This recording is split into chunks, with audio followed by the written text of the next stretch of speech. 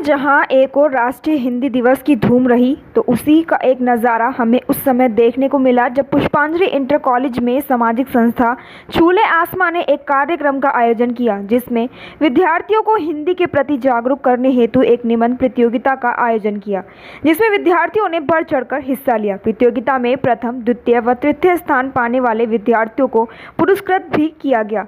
इस तरह सम्मान पाकर सभी विद्यार्थियों के चेहरे खुशी से खिल उठे। कार्यक्रम के बारे में जानकारी देते हुए पुष्पांजलि पब्लिक स्कूल के प्रबंधक प्रशांत केसरी ने कहा कि कार्यक्रम का उद्देश्य वर्तमान समय में बच्चों द्वारा अपनी भाषा व संस्कृति को भूलना है। हमारा यही उद्देश्य है कि हम अपने बच्चों को आधुनिक युग में चल रहे फैशन में भी अपनी संस्कृति और अपनी मातृभाषा हिंदी याद रखें। जिस तरह हम विदेशी भाषाओं व संस्कृति को महत्व दे रहे हैं, उससे कई ज़्यादा महत्व हमें अपनी संस्कृति को भी देना चाहिए। कार्यक्रम का सफल संचालन अमित साहू द्वारा किया गया। कार्यक्रम में संस्था संस्थापक प्रशांत केसरी, दीपिका, किरण, ज्योति, आरती, किशन, अनमोल, आर्यन, सोनू, स्नेहा, वसंत, वरुण सहित भारी संख्या में कार्यकर्ता मौजूद रहे। नमस्कार दोस्तों, मैं प्रशांत केसरी छूले आसमां एनजीओ से। जैसे कि आप सभी लोग जानते हैं कि आज 14 सितंबर की दिनांक है और आज इसको हम लोग राष्ट्रीय हिंदी दिवस के रूप में बनाते हैं, मगर कहीं ना कहीं हम लोग अपनी संस्कृति को भूलते हुए जा रहे हैं और हिंदी मातृभाषा से बिल्कुल अलग होते जा रहे हैं। लेकिन क्या आज जो हमारे देश का भविष्य है, इन भविष्य के हाथ में हिंदी जीवित है या नहीं, ये हमें देखना है।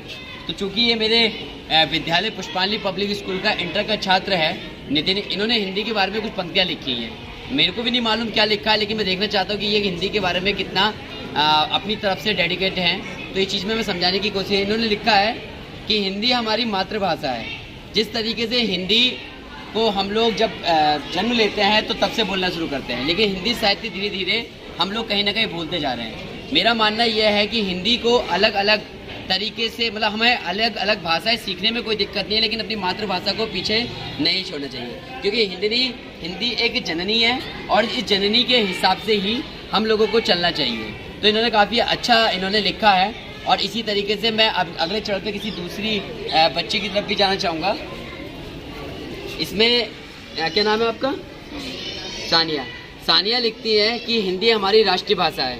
इसको समझने के लिए सबसे ज़्यादा ज़रूरी यह है कि हम अपने इस संस्कृति को जिंदा रखें।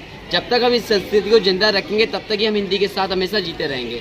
अगर हिंदी को समझना है तो सबसे पहले अपनी संस्कृति को हमें हमेशा महसूस करना पड़ेगा। जैसे कि आप जानते हैं कि पहले का जो इंसान का कल्चर होता था, हमारा जो तरीका होता था, उसमें होता क्या था कि हम लोग अपनी वेशभूषा, हमारी संस्कृति अलग दिखा करती थी। लेकिन आजकल जैसे आप देखते होंगे कि अंग्रेजी माध्यम से दुनिया भर की चीज़ें, हमारे कल्चर, हमारा रहने और पहनने का, ओढ़ने का तरीका बदल चुका है। तो इन चीज़ों के अंदर अगर हमें बदलाव लेकर आना है तो सबसे पहले हमें अपने साहित्य को अपनाना पड़ेगा, हमें अपनी संस्कृति को अपनाना पड़ेगा, तभी हम अपनी हिंदी दिवस को और हिंदी दिवस को बना सकते हैं और हिंदी को जिंदा रखते हैं। बहुत बढ़िया।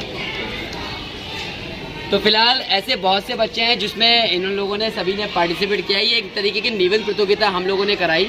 इस निबंध प्रतियोगिता के अंतर्गत हम लोगों ने जिस बच्चे को भी हमें लगता है कि बच्चे इनमें सबसे अच्छे नंबर लाते हैं, उन बच्चों को हम पुरस्कृत करेंगे।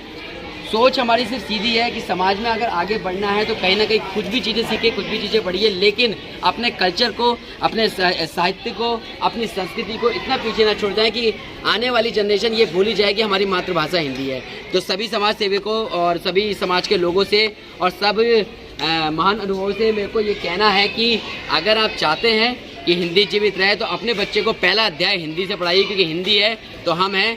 और सीधी सी बात है कि हिंदी